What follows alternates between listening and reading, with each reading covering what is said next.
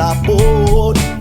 Di inibati na kita og talisang, kay basinunyag kuhaon na ta karon.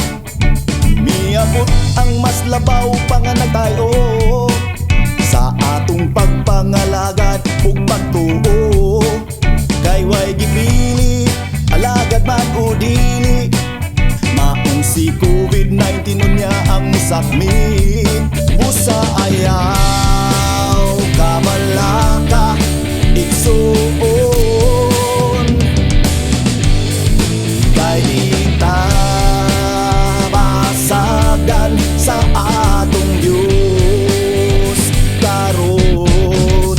Busa likunon ta ang atong pag-alagad kaniya, kay siya ang manlilipod ta.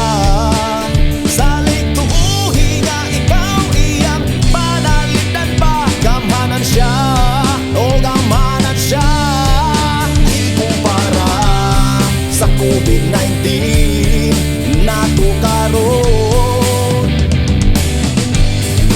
Di ka tarong sa atong pagtuo diha kaniya. Busa magligon ta nga di ta matarong, tarong si COVID di na makadayon.